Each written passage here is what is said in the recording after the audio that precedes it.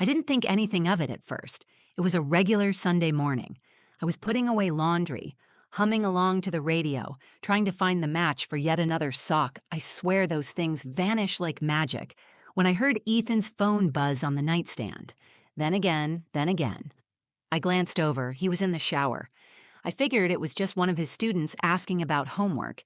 He teaches high school English, and they're always messaging him. The buzzing wouldn't stop. It was like the phone was desperate to be seen. I didn't move. I didn't even consider looking. That's just not who I am. But then, our son Noah walked in. He's 9, curious, quick, way too smart for his own good. He had a Minecraft plush in one hand and a juice box in the other. "Mom," he said, casually walking over to the nightstand, "Dad's phone won't stop buzzing." I laughed. "Yeah, just ignore it, honey." He picked it up anyway. I didn't think twice. He's looked at my phone plenty of times, mostly to take silly selfies or play games. But then he squinted, his eyebrows knitting together. "Mom? Yeah? Why is Dad texting Aunt Lisa? I missed last night." The room went silent. I stood there, sock in hand, my heart suddenly pounding so loud I could hear it in my ears. I blinked at him. "What did you say?" He turned the phone toward me, confused. "It says, 'I missed last night. Can't stop thinking about you.' And it's from Dad. To Aunt Lisa." My body locked up. My throat closed. I walked over and slowly took the phone from his hand. My fingers were trembling. And there it was. The message, plain as day. From Ethan to Lisa. "I missed last night. Can't stop thinking about you." I couldn't breathe. I stared at the screen, hoping, praying that maybe Noah had read it wrong or that it was some kind of auto-corrected, out-of-context joke. But no, it was real. The contact photo was right there. Lisa smiling, the one we took at a family barbecue 2 months ago. She was holding a lemonade standing next to me. My best friend, my cousin, my Lisa. I wanted to believe there was a good explanation, that this was a joke, that maybe it wasn't what it looked like, but something in my stomach flipped. My whole body tensed like I was bracing for a crash. Noah tugged on my sleeve. "Is Dad being weird?" I forced a smile, probably the fakest smile I've ever made, and said, "Hey, sweetheart, why don't you go play for a bit? I'll make lunch soon." He nodded and skipped out, oblivious. Thank God. As soon as he left, I sat down on the edge of the bed and stared at Ethan's phone in my hand. I don't know what came over me, but I deleted the message. I panicked. Maybe I didn't want him to know I'd seen it yet. Maybe I just didn't want to see it again. The shower shut off. I heard the curtain slide, the sound of water dripping, skin on tile, the soft shuffle of him stepping onto the bath mat. He walked into the room, a towel around his waist, smiling like nothing was wrong. "Hey, babe, you seen my blue t-shirt?" I looked up at him. I stared at this man I had loved for 12 years, the father of my son, the man I built a life with. And for the first time, I didn't recognize him. I didn't say a word, just watched him move across the room, whistling to himself as if everything was fine. But it wasn't. Not anymore. Not after that text. And deep down, I knew. Nothing was ever going to be the same again. Before that message, before my son read it out loud and everything shifted, I would have told you I had a good life. A quiet one, maybe. Predictable, but good. My name is Maya Corbin. I'm 34.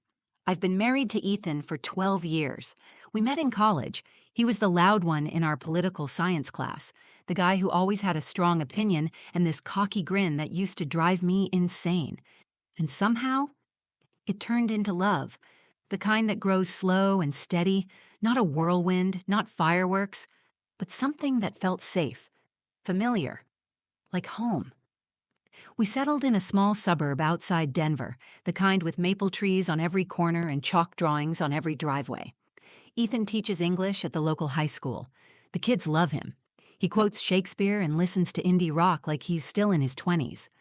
I stay home with our son Noah, who's 9 now and obsessed with science, Legos, and anything with a screen. My days are full of small things, packing lunches, folding laundry, picking up goldfish crackers off the floor.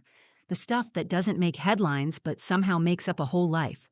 I'm not complaining. I chose this. I loved this. We weren't perfect, but who is? I thought we were good.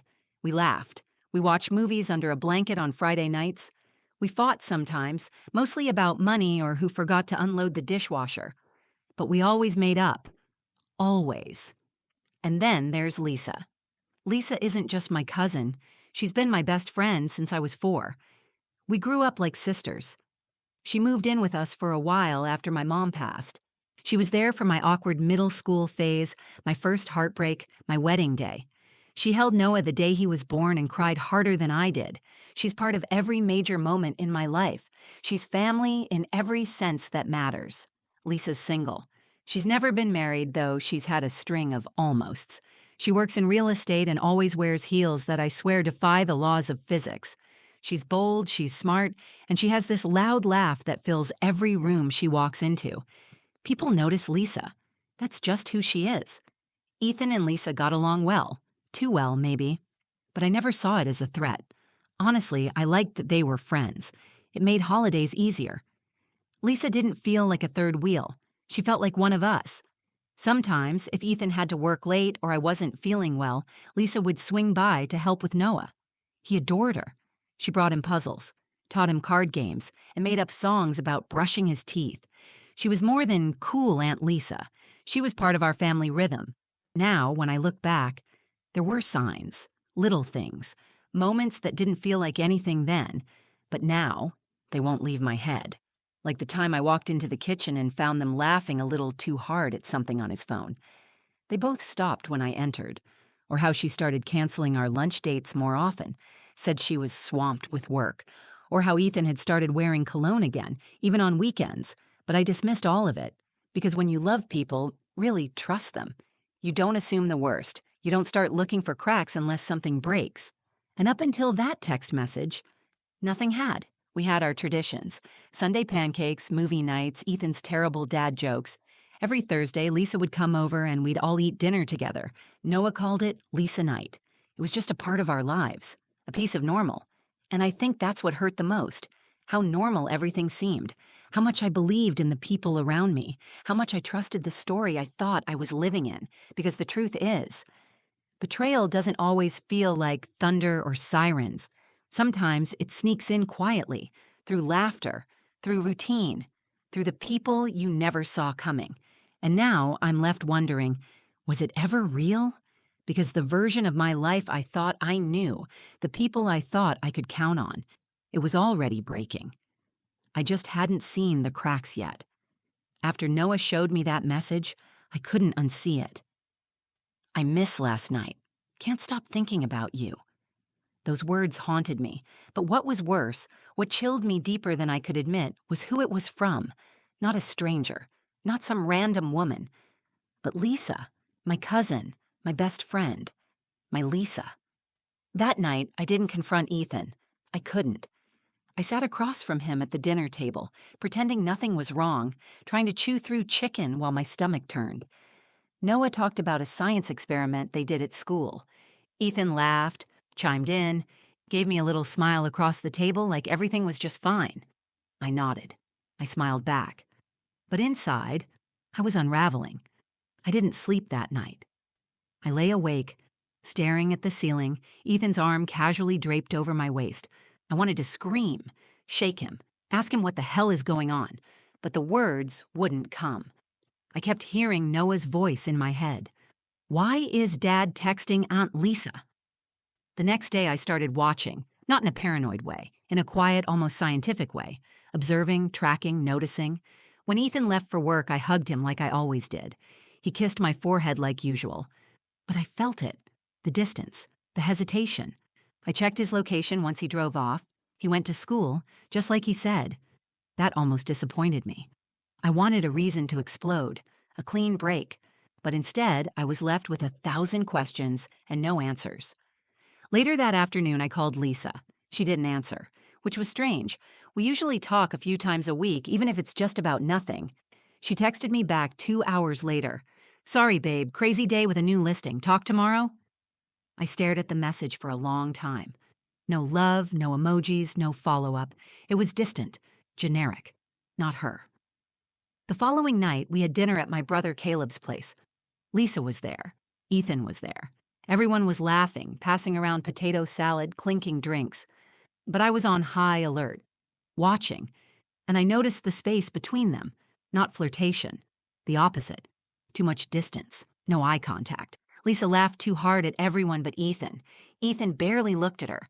They were both trying not to act suspicious. And that told me everything. The effort to look normal felt like a red flag in neon lights. Later, as we were leaving, I caught Lisa outside alone by her car. I almost said something.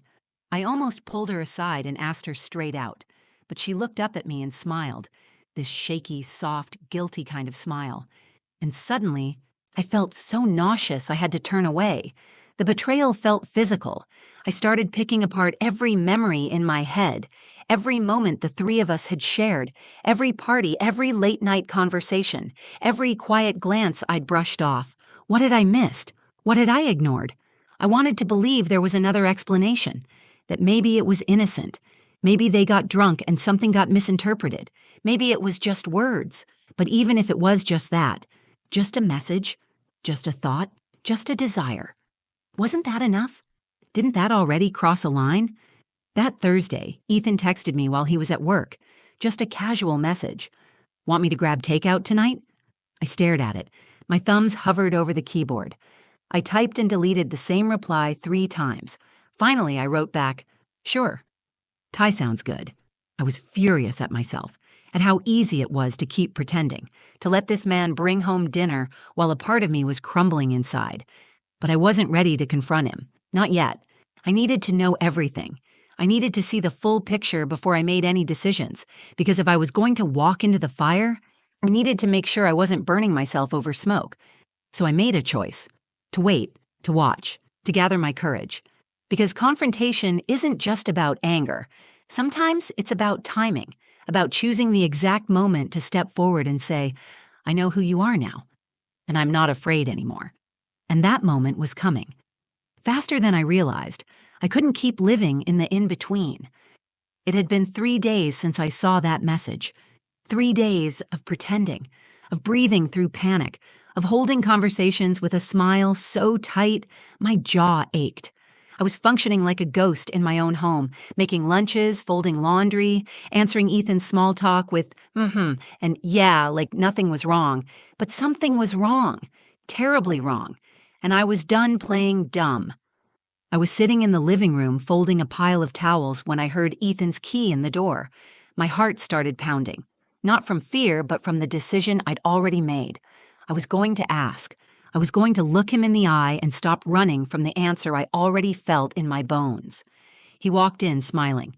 Hey, babe, smells good. You cooking, or did I just imagine that? I didn't answer. He noticed right away. His smile flickered. Everything okay? I stood up slowly. My hands were shaking, but my voice was steady. I saw the text, I said, from Lisa. The silence that followed was absolute. His eyes widened just for a second, then he looked away, like he was searching the room for an escape hatch. What text? He asked way too quickly. Don't lie to me, Ethan, I said, my voice sharper now. The one that said, I missed last night. Can't stop thinking about you. That text? From you to her. He sat down on the couch like his legs gave out. It's not what you think. God, those words. Like a cliche in a bad movie. I almost laughed from how absurd it was, but it wasn't funny.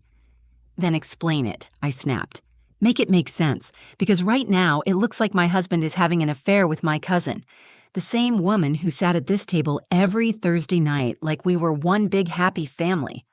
He opened his mouth, then closed it again. Finally, he mumbled, We got drunk. It was stupid. It didn't mean anything. So it did happen? He looked up at me then. Maya, I swear, it was one night. We were drinking. It was a mistake. I stepped back like his words had physically hit me. You slept with her? His silence was enough. I didn't scream. I didn't cry. Not yet. I just stood there trying to hold myself together while the air in the room seemed to disappear. Why? I asked. Why her? Of all people. He rubbed his face like he couldn't believe he was in this moment. I don't know. We were talking, venting. You and I had been distant lately, and it just... No, stop, I said sharply. Don't you dare try to blame this on me. I'm not. he said quickly. "I'm just saying it wasn't planned. It just happened." I stared at him. The man I had trusted with my whole life, the father of my child, the man who knew everything about me, and now I didn't recognize him at all. "I need to talk to Lisa," I said suddenly. "What?" "I'm going to talk to her, alone." He stood up. "Maya, please, don't what? Hear it from her? Why? Afraid she won't lie for you?" "I'm afraid it'll make things worse." I laughed, cold and humorless. How can it possibly get worse than this? That night, I texted Lisa. "Can we talk? Just us. I need the truth." She replied almost instantly. "Okay." Name the place. We agreed to meet the next morning, a coffee shop halfway between our houses, neutral ground, familiar but public, a place where neither of us could lose our composure too badly. I barely slept that night. I lay awake staring at the ceiling again, but this time, I wasn't scared. I was angry, focused, ready. Because I wasn't just confronting betrayal, I was confronting myself, the version of me that trusted too easily, that didn't ask enough questions, that gave people too much benefit of the doubt. And I knew, whatever Lisa said tomorrow, whatever truth she offered, I'd never be the same. But I needed to hear it, from her mouth, in her voice. No more guessing, no more pretending. The truth was coming, and I was finally ready to face it. The coffee shop was nearly empty when I walked in. It was just after 9 a.m., early enough that the breakfast rush had passed. The air smelled like burnt espresso and cinnamon muffins. I scanned the tables until I saw her. Lisa was already there. She sat tucked into a corner booth by the window, fingers wrapped around a coffee cup she clearly wasn't drinking. She wore a gray hoodie and leggings. No makeup, no earrings, no heels. Just Lisa, stripped down, like someone trying not to be seen. When she spotted me, she stood, halfway, then sat again. I didn't wave, didn't smile. I walked over, slid into the seat across from her, and took a deep breath. I didn't need coffee. I didn't need small talk. I needed truth. For a long moment, we just looked at each other. Her eyes were red, puffy. She'd been crying. "Hey," she said softly. I nodded. "Thanks for meeting me." "Don't thank me, just talk," I said. She swallowed. Her hands trembled slightly as she reached for her cup. She didn't drink it. I cut straight to it. "I need to ask you something, and I need you to tell me the truth." She nodded quickly, like she'd been preparing for this. "Did you sleep with Ethan?" There it was, the question that had been rotting inside my chest for days. Her face crumbled, her eyes filled instantly, and she let out a breath that sounded like a small, broken sob. And then she whispered one word. "Sorry." That was all it took, just that one word. And suddenly, the air left my lungs. My entire body flushed hot, then cold. It was real. It had happened. My husband and my cousin, my best friend, had crossed that line. I didn't cry. Not then. I just stared at her. This woman I had loved like a sister, who had been there for me through every major moment in my life. The person I called when Noah had his first fever. The one who stood next to me at my wedding and fixed my veil with tears in her eyes. "How long?" I asked. "Just once," she said immediately. "I swear, Maya, just once. We were drunk, we were talking, and I don't even know how it happened. I've hated myself every second since." I clenched my jaw. "You could have told me." "I couldn't," she said, wiping her eyes. "I couldn't lose you." "But you did lose me, Lisa," I said, my voice breaking. "The second you decided to touch what wasn't yours, you lost me." She shook her head, crying now. "I didn't mean for this to happen. I didn't go into that night with some plan. We were talking about old memories, how things had changed, and then he kissed me, and I didn't stop him." I wanted to scream, to flip the table, to make a scene, but instead I sat completely still. There was a quiet, terrifying clarity in that moment. It wasn't a mistake. It was a choice, a selfish, conscious, gut-wrenching choice. I thought of Noah, of all the nights Lisa had read him bedtime stories, of how he still called her Auntie L. I wondered if he'd ever look at her the same, and I thought of Ethan, walking around our house like nothing had happened, eating pancakes with us the morning after he betrayed everything we'd built, smiling while my world burned behind my back. I stood up slowly. Lisa reached for my hand, but I stepped back. I don't hate you, I said, but I can't forgive you, not now, maybe not ever. Maya, please. No, I said, steady now. You broke something I didn't think could break. And with that, I turned and walked out. The sun was too bright, the parking lot too quiet. I climbed into my car and sat there, gripping the steering wheel, trying to feel my hands again. I didn't cry until I was halfway home, and when the tears came, they were silent, heavy, endless. But underneath the grief, something else stirred. Not rage, not heartbreak, resolve. The truth was out. I had faced it. And now, I could finally decide what came next, not as a wife, not as a friend, but as me. Grief is a strange thing. It doesn't always hit you in tears or screams. Sometimes it comes in quiet, simple moments, like brushing your teeth next to an empty sink, folding his t-shirts and wondering why you still care enough to fold them, walking past your son's room and seeing his drawings, stick figures of Mom, Dad, and Aunt Lisa holding hands. That part gutted me. I spent the first 2 nights after the truth came out in silence. Ethan kept texting, calling. He never denied it again. He just kept saying things like, please talk to me, we can fix this. And I made a mistake. But some mistakes break more than trust. They break reality.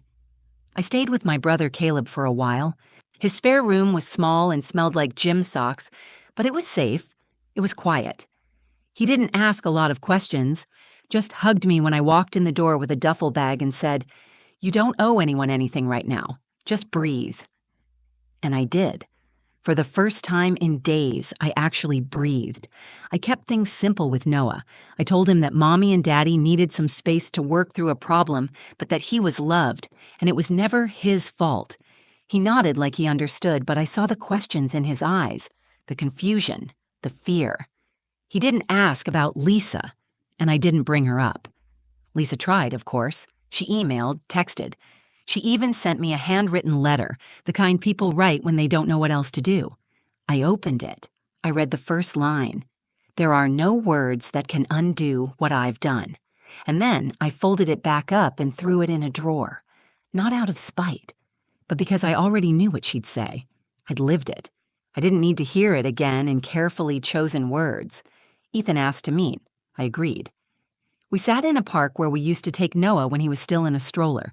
He looked tired, older, like guilt had aged him overnight. He apologized, genuinely, and I believe he meant it. But some apologies aren't about making things right. They're about facing the damage. I still love you, he said. I know, I replied, but that's not enough anymore. And I meant it. I didn't scream. I didn't throw accusations. I didn't ask why again, because even if I got an answer, it wouldn't fix what was already shattered. I told him I needed space, real space. And that Noah deserved parents who could be honest and functional, even if that meant living apart. So we filed for a legal separation. I started therapy. I found a part-time job at a local bookstore. Small hours, quiet customers, the smell of ink and old pages that always made me feel grounded. I started journaling again. I took walks without my phone. I began the long, painful process of finding me again. Not the wife, not the mother, not the person caught in the middle of someone else's betrayal. Just Maya. Some days still hurt. I won't lie and say I healed overnight. Grief comes in waves. Some mornings I miss the way Ethan used to wrap his arms around me when I made coffee. Other days I get angry when I remember the lies, the silences, the stupid inside jokes they probably shared behind my back. But most days, I'm okay. Noah's adjusting. Kids are resilient like that. He still asks when we'll all live together again, and I just tell him, right now, Mommy and Daddy are doing what's best to keep things peaceful. It's not perfect, but it's honest. And Lisa? I haven't spoken to her since the coffee shop. I don't hate her. Hate takes energy I'd rather spend on healing. But forgiveness isn't the same as forgetting, and rebuilding something doesn't always mean it looks like what it used to be. If you ask me what I've learned from all of this, it's simple. Love doesn't mean losing yourself. Loyalty doesn't require silence. And trusting again starts with trusting yourself first. I don't know what the future holds. Maybe one day I'll fall in love again. Maybe I won't. But either way, I'll be okay. Because now, When I look in the mirror, I see someone who survived the wreckage, someone who chose to face the truth, and most of all, someone who walked away not with answers, but with her dignity intact. And that, I've learned, is enough. If this story resonated with you, if you've ever had your trust broken or found strength in a moment of heartbreak, please take a moment to like this video. Share it with someone who might need to hear they're not alone. And if you have a story of your own, or just want to say how this made you feel, drop a comment below. I read every single one. For more true, emotional stories like this, don't forget to subscribe to the channel and turn on notifications. Thank you for being here, for listening, and for feeling this with me. Until next time, take care of your heart.